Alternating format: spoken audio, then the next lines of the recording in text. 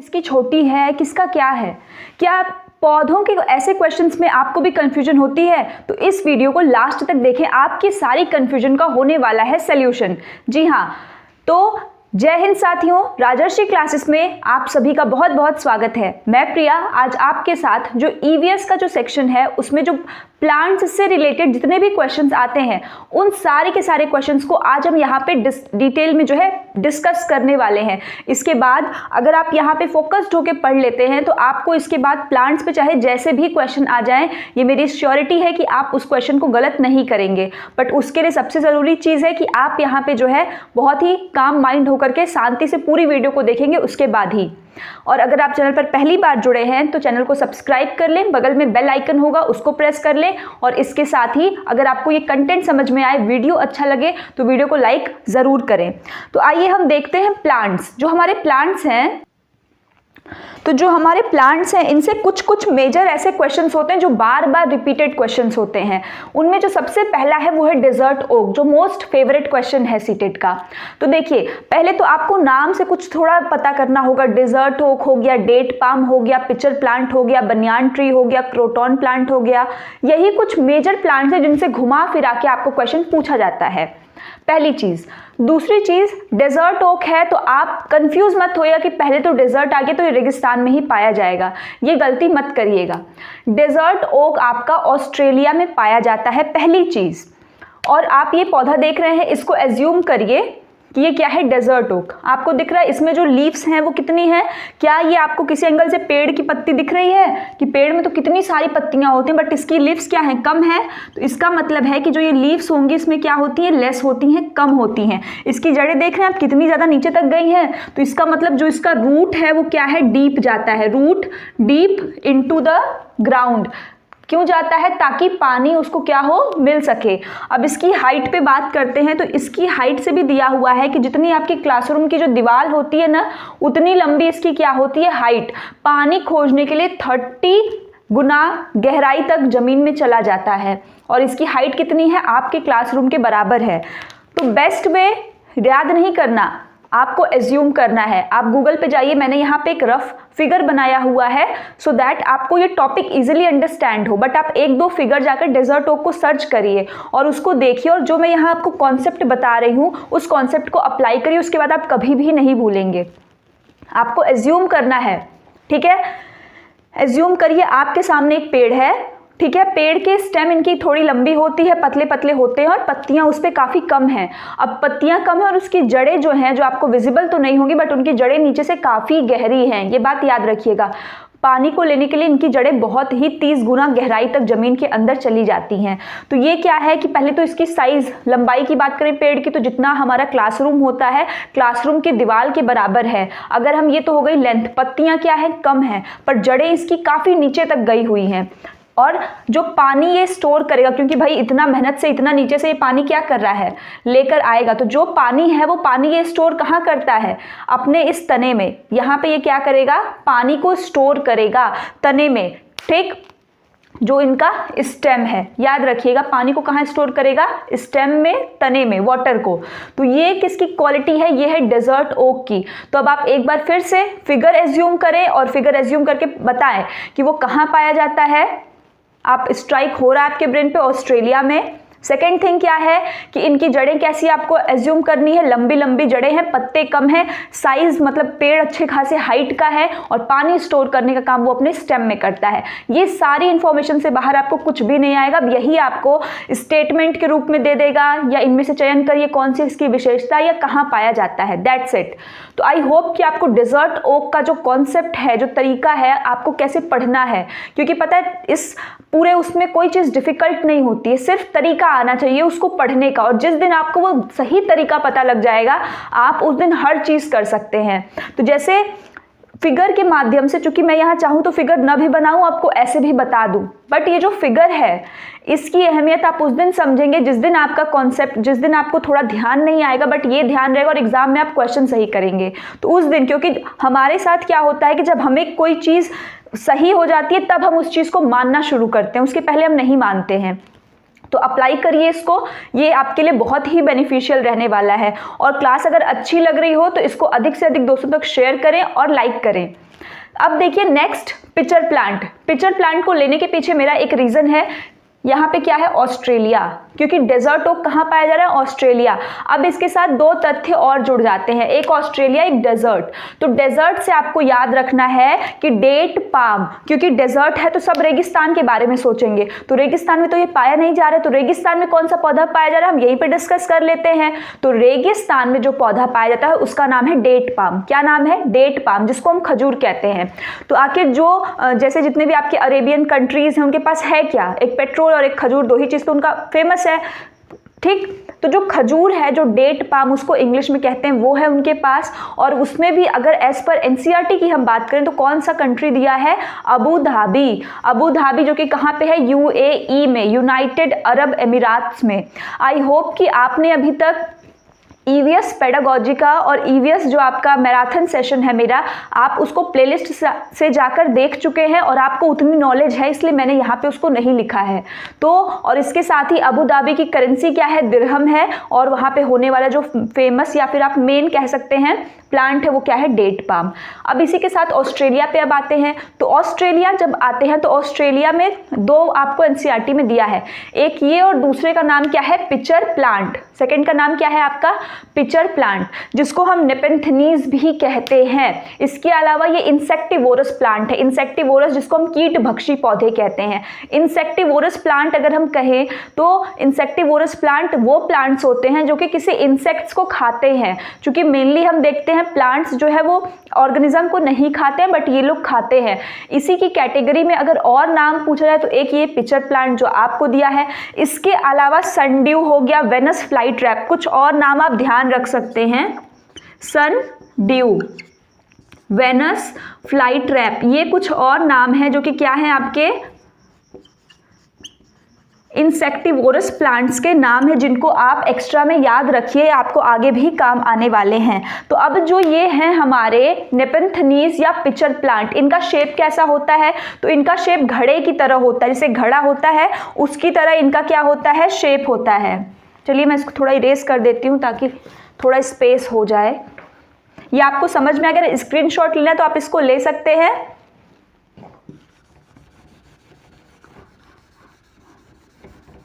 यहीं पे मैं पिचर प्लांट बना देती हूँ। देखिए पिचर प्लांट कैसा होता है कि जैसे आपका इस टाइप का स्ट्रक्चर रहेगा और इसके ऊपर यहाँ पे जो है आपकी लीफ रहती है।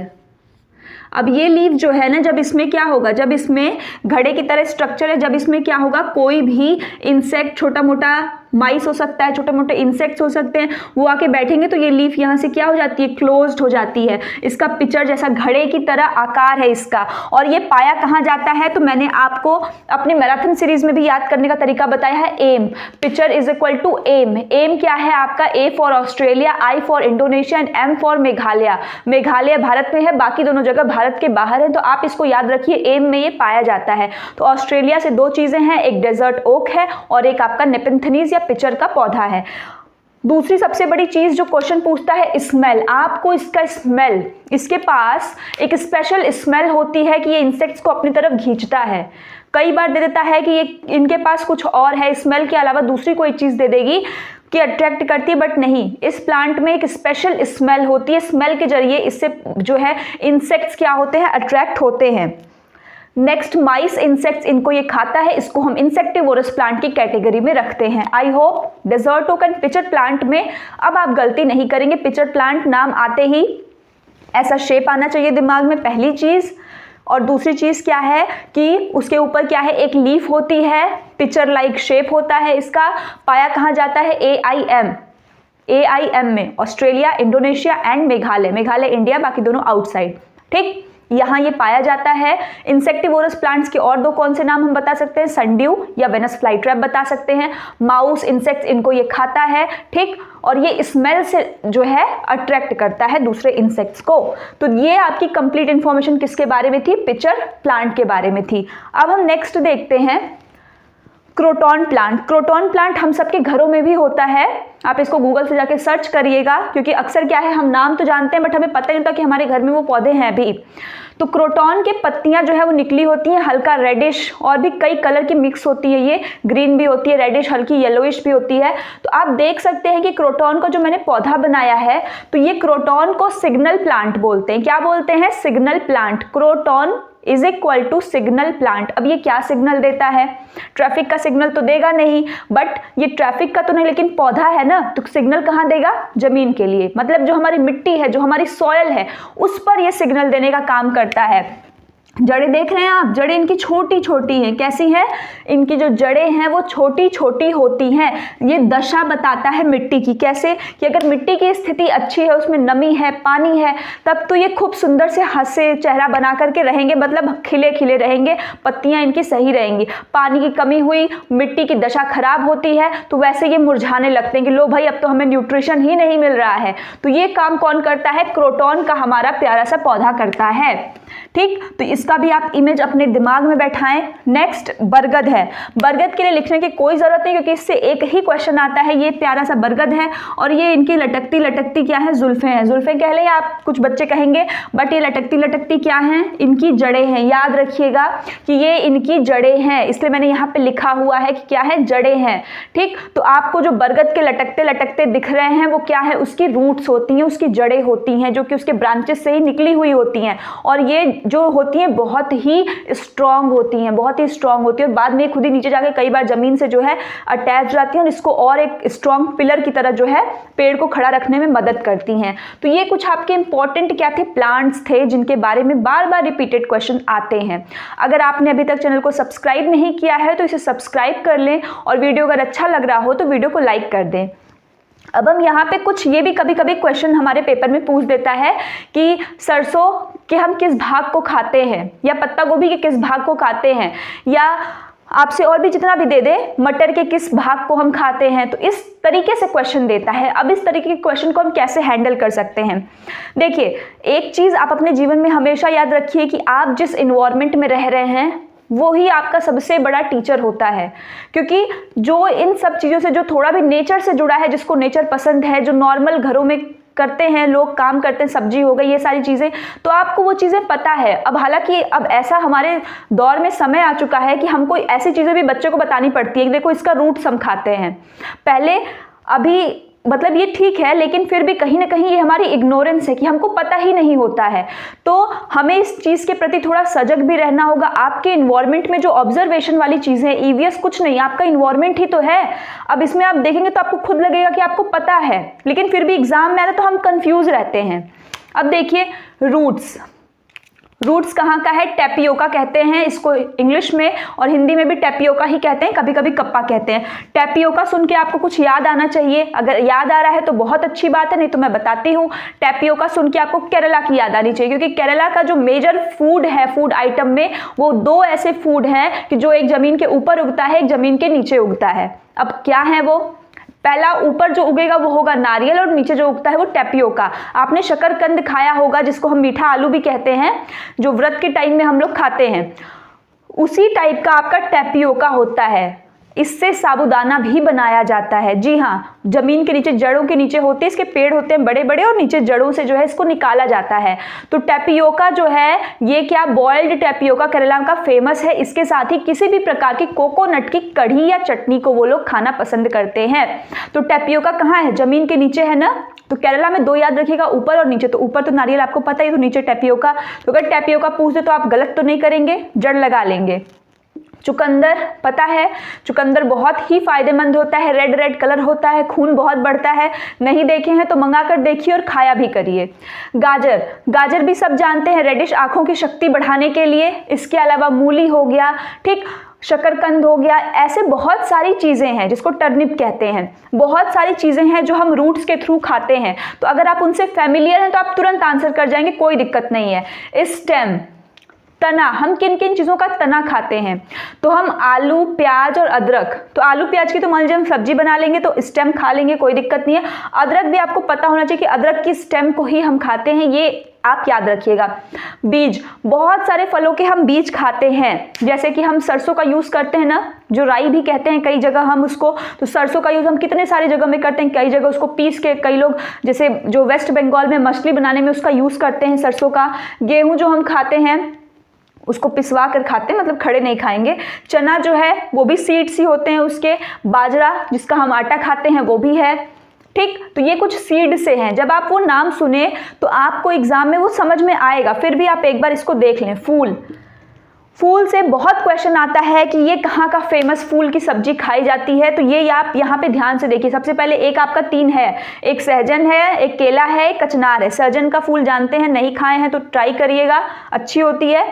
तो सहजन का फूल फेमस कहाँ पे है? महाराष्ट्र। सहजन का फूल कहाँ पे है? महाराष्ट्र में, ठीक। तो देखिए भाई, सहजन और केला केरला, क्योंकि केले पे आप जानते हैं कि साउथ साइड में मैक्सिमम जो हम लोग खाना देखते हैं वो लोग केले के पत्ते का ही यूज़ करते हैं। बहुत अच्छी चीज़ है, बायोडिग्रेडेबल भी है आपका और इको फ्रेंडली भी है, बहुत अच्छी चीज़ होती है। तो केरला में केले का जो है वो बहुत ज़्यादा क्या होती है, केले के फूल की सब्जी खाई जाती है। कचनार, ये हमारे यूपी का है कि कचनार के फूल की सब्जी कहाँ खाई जाती है? ये आपकी खाई जाती है यूपी में, ठीक है। तो सहजन का जो है ये लोग पकौड़ा और ये सारी चीज़ें बना करके महाराष्ट्र के लोग खाते हैं। केला केरला और यूपी में कचनार। फली, फली मतलब जो उसका फल होता है वो किसका हम खाते हैं? तो मटर, जो आजकल बहुत चला है। तो मटर जो पी होता है उसकी। पत्ती की बात करें तो भाई जो चीज़ आप देखें पत्ती में, चाहे पत्ता गोभी हो जाए, चाहे आपकी पालक हो गई, चाहे आपकी धनिया हो गई, या फिर अरबी। अरबी एक नया है जो लोग नहीं जानते हैं, अरबी का पकौड़ी लोग बेसन को लपेट कर बनाते हैं, तो वो अरबी का होता है, ठीक। तो अरबी जान लीजिए। कढ़ी पत्ता जो हमारी है वो भी। पत्ता गोभी, ठीक है, फूल गोभी नहीं, पत्ता गोभी, ये आपकी लीफ के अंदर आती है। तो ये आपके कुछ प्रमुख चीज़ें थी जो हम अपने डे टू डे लाइफ में यूज़ भी करते हैं और हमें इसको जानना भी चाहिए। यहाँ तक आई होप कि आपको समझ में आया हो जो भी चीज़ें हमने पढ़ी प्लांट से रिलेटेड। अब देखिए नेक्स्ट आपका क्या है, कुछ वेजिटेबल्स को हम बता रहे हैं। वेजिटेबल्स मतलब जो हमारी सब्जियां ही होती हैं, तो हमें कैसी सब्जियों को खाना चाहिए। तो अक्सर जब हम देखते हैं कि हमारे बॉडी में अगर हम एनीमिक हो जाते हैं, मतलब हमारे पास खून की कमी हो जाती है, एनीमिया, जो शिकायत लड़कियों में ज़्यादा होती है, ठीक है, लड़कों की अपेक्षा। तो जो एनीमिया होता है उसमें हमको कहा जाता है कि आपको आयरन रिच खाना खाना है। अब ये मतलब नहीं है कि लोहा खाना है।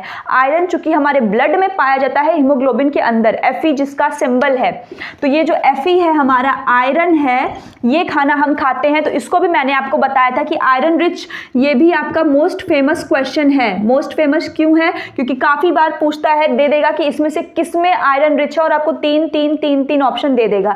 तो आपको गाज से याद रखना, या गज भी आप इसको बोल सकते हैं, आयरन गज। आयरन गज, गज क्या है? G stand for green leafy vegetable, हरी भरी सब्जियां खाना है, जो कि हम लोग बिल्कुल नहीं खाते हैं। ए क्या है? आंवला। आंवला बहुत ही फायदेमंद होता है, आंवला खाना है। जे से जैगरी, जिसको हम हिंदी में गुड़ कहते हैं, ठीक। तो GAJ जो ये हमारा गज है, इसमें आयरन की मात्रा सबसे अधिक पाई जाती है।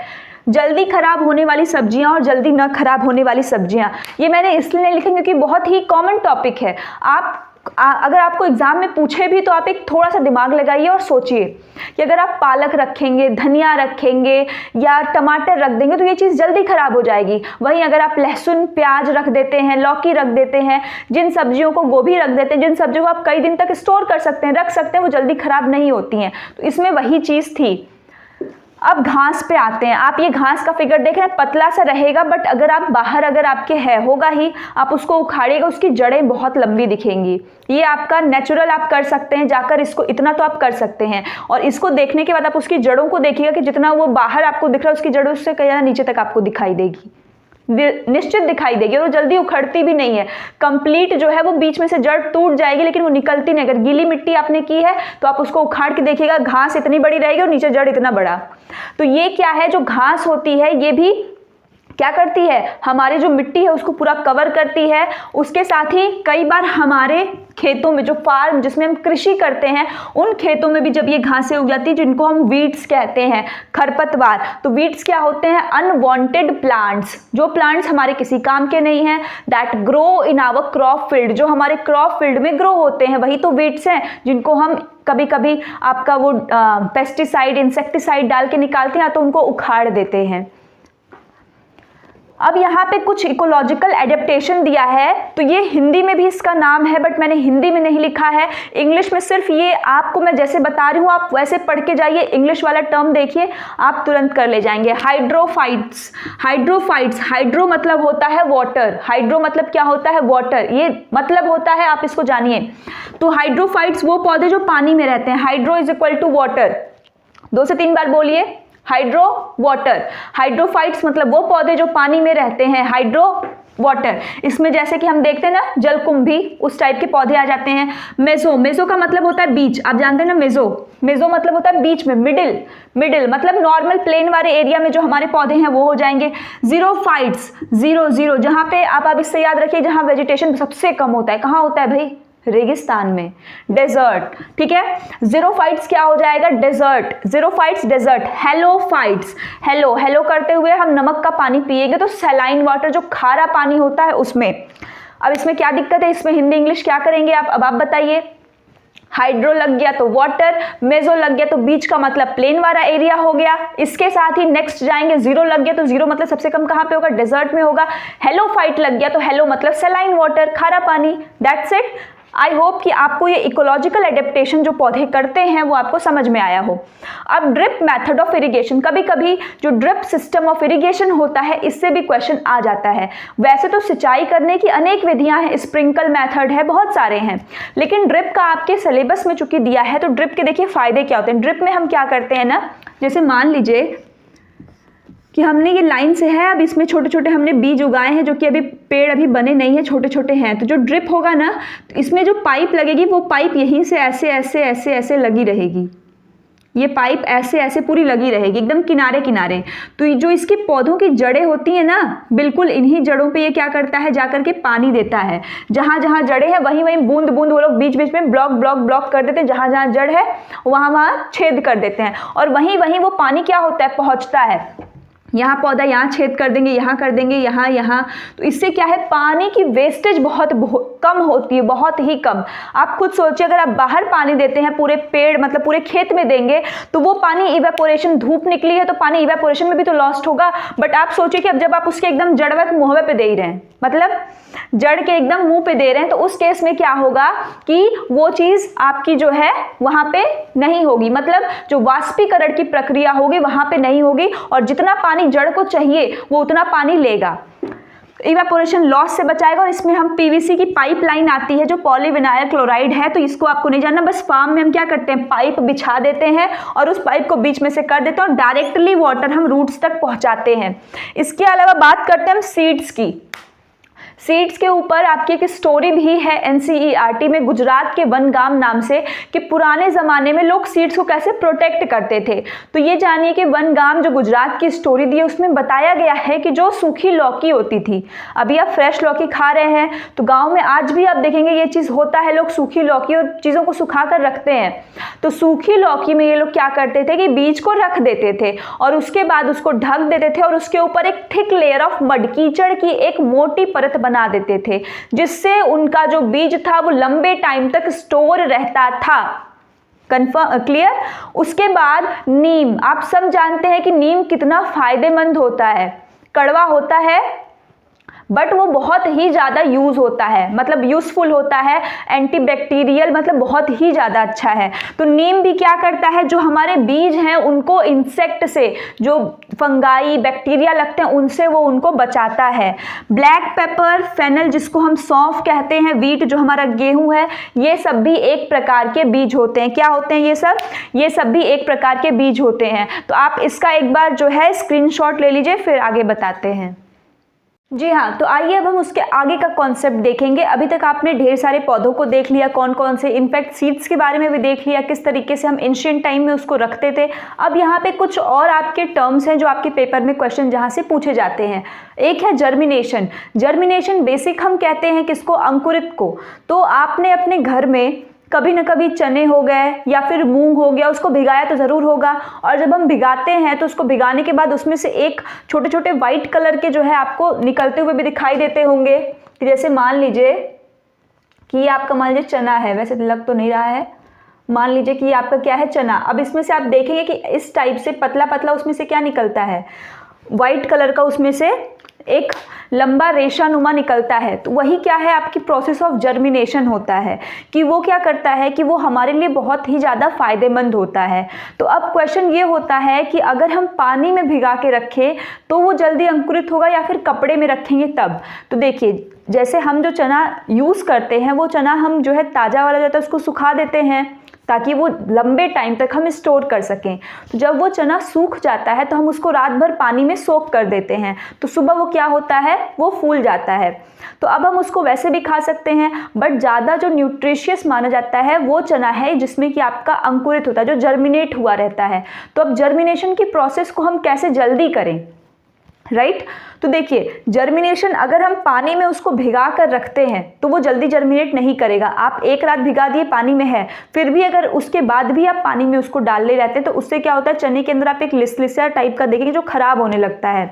तो उसको पानी से छान करके, उसको साफ पानी से धोने के बाद अगर हम उसको हल्के गीले कपड़े में बांध दें तो उससे जो आपका चना है उसकी जो रूट्स हैं वो जल्दी आती हैं, वो जल्दी जर्मिनेट होता है। रीज़न ये है कि जब हम उसको कपड़े में बांधते हैं तो वो आराम से, जो पौधा है वो ऑक्सीजन ले पाता है और वो आराम से उसके लिए जर्मिनेशन के लिए फेवरेबल कंडीशंस उत्पन्न करता है। और जबकि जब वो पानी में रहता है तो ऐसा नहीं हो पाता है। कभी कभी हमारा जो सीड है वो प्रॉपर जर्मिनेट नहीं होता, तो उसके पीछे क्या रीज़न होगा। तो रीज़न सिंपल सा है कि हो सकता है उसमें कीड़े लगे हो सकता है प्रॉपरली वो अच्छे से सोक ना हो पाया हो। कुछ चने आप देखते होंगे, एक आध चने ऐसे जो प्रॉपर तरीके से आप भिगा के भी रखें तब भी वो कड़े के कड़े ही रह जाते हैं, तो वैसे चने तो जर्मिनेट ही नहीं होंगे। तो ये कुछ रीजंस हैं। दांत दर्द से एक क्वेश्चन आपका आया था, हम किसका यूज़ करते हैं, क्लोव, जिसको हम लौंग कहते हैं, वो आप सबके घर में मिल जाता है। और अगर आपने नहीं देखा है तो कई सारे ऐड जो टूथपेस्ट के आते हैं उसमें भी कि मेरे कोलगेट में ये है तो मेरे में लौंग है, मेरे में पुदीना है, सब है। तो लौंग ऐसा ही दिखता है, छोटी छोटी कली होती है और ये सच में ये वर्क करता है। अगर आपके दांतों में दर्द है तो आप उसको हल्का सा भून करके जाइए और उसको फिर खा लीजिए, दांत के पास दबाए रहिए, तो आपका दर्द निश्चित ही जो है इससे सही हो जाएगा। मार्केट में लौंग का तेल भी मिलता है दांत के दर्द के लिए। तो याद रखिए, ये सब कुछ पुराने एंशिएंट टाइम से यूज़ की जाने वाली हमारी मेडिसिन है, आयुर्वेदिक हैं, जो बहुत ही ज़्यादा इफेक्टिव होती हैं। अब हम बात करते हैं जॉन ग्रिगर मेंडल। सीडीपी के पोर्शन में भी जॉन ग्रिगर मेंडल का टॉपिक इंक्लूड है और ईवीएस में भी, चूंकि अब क्वेश्चन इनसे पूछ लेता है तो आप इसको ध्यान रखिएगा। John Gregor Mendel, father of heredity, जिन्हें हम आनुवांशिकी का पिता कहते हैं। जॉन ग्रिगर मेंडल ने 2 अपने लॉज दिए। ये एक मोनेस्ट्री पे रहते थे, जो मठ होता है। इनको शुरुआत से ही पढ़ाई में उतना वो नहीं था, एग्जाम से बहुत इनको डर लगता था। तो ये जब वहाँ पे गए तो मटर के पौधों पे इन्होंने क्या किया, रिसर्च किया, और वो भी 1-2 नहीं, पूरे 28,000 पौधों पे। जी हाँ, ध्यान से सुनिए, 28,000 पौधों पे किया। उसके बाद इन्होंने एक निष्कर्ष निकाला।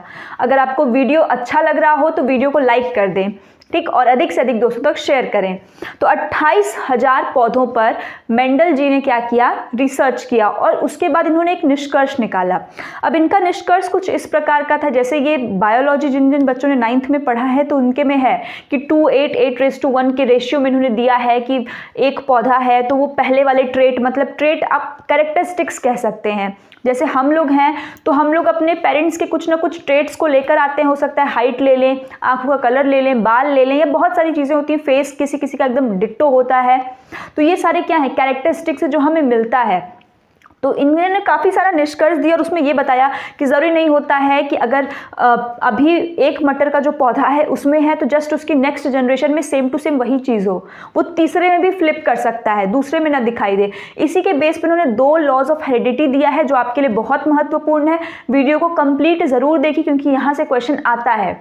Law of segregation and domination, मतलब कि पृथक्करण और डोमिनेशन का मतलब हावी होना, इसका एक लॉ दिया। तो law of segregation and domination ये कहता है कि जो फर्स्ट जनरेशन है उसके अंदर जो इसके पहले वाली जनरेशन थी पौधे की, उसके कोई ट्रेट्स नहीं आए। जैसे मतलब अगर पहले वाला पौधा लंबा है तो उसके बाद वाला पौधा लंबा हुआ ही नहीं, वो छोटा हो गया। तो इनका कहना है, इसका ये मतलब बिल्कुल नहीं है कि उसके अंदर लंबाई की जो ट्रेट है वो खत्म हो गई। जब पहले पौधा लंबा था, दूसरा नाटा हुआ, छोटा हुआ, फिर तीसरा अपने आप लंबा हो गया। नाटे वाले का पौधा क्या हो गया? लंबा हो गया। मतलब कि वो ट्रेट किसका था? फर्स्ट जनरेशन का था, जो हमको सेकंड में नहीं दिखाई दिया, बल्कि सेकंड में ना दिखाई दे के हमको किस में दिखाई दिया? तीसरे जनरेशन में जाके दिखाई दिया। तीसरे में फिर से वो वैसा हो गया। तो ये क्या है? सेग्रीगेशन एंड डोमिनेशन, कि उससे अलग हो जाता है एक जनरेशन में और जस्ट उसके नेक्स्ट वाले जनरेशन में वो हावी हो जाता है, डोमिनेट करने लगता है वो ट्रेट। इसके अलावा जो इनका सेकेंड लॉ था, law of independent assortment. Independent का मतलब ये होता है स्वतंत्र। इनका ये कहना है कि एक ट्रेट दूसरे ट्रेट से टोटली इंडिपेंडेंट होता है, अलग होता है। ठीक, अब यहाँ पे हम कुछ पेड़ों के बारे में पढ़ेंगे, जैसे तुलसी जी। हम सबके घर में जो है, कोई पेड़ हो या ना हो, सबके घर में तुलसी माता होती हैं, लोग उनकी पूजा भी करते हैं और करनी भी चाहिए, बहुत ही बेनिफिशियल है। कैंसर के इलाज में भी माना जा रहा है कि तुलसी का जो पौधा है उसका यूज़ आप कर सकते हैं, बहुत बेनिफिशियल है। तो इसमें ये मान्यता है कि जो नाइट्रोजन फिक्सेशन वाले बैक्टीरिया होते हैं, ये तुलसी के पेड़ में, उनकी जड़ों में नहीं पाए जाते हैं। आपको ये पॉइंट याद रखना है। सरसों एक ऐसा पौधा है जिसके हम हर पार्ट को भाई यूज़ ही कर लेते हैं। देखो, सीड जो उसका बीज है, उससे हम बाल में, सिर में लगाने वाला तेल, हेयर ऑयल भी बना लेते हैं। सब्जी में डालने वाला भी तेल बनाते हैं, वही तेल तो हम यूज़ करते हैं। पत्तियों से हम बनाते हैं सरसों का साग। तो इसी पे पंजाब का फेमस जो है राजमा चावल, ये सारा उसके साथ ही सरसों दा साग दे मक्के दी रोटी, ये कहाँ का है? हमारे प्यारे पंजाब का है। तो खाने को भी याद रखिए। वेजिटेबल्स के रूप में भी, जैसे मैंने बताया, इसकी पत्तियों का हम साग बनाकर खा जाते हैं भाई, और भी कई अलग प्रकार की इनका हम यूज़ करते हैं।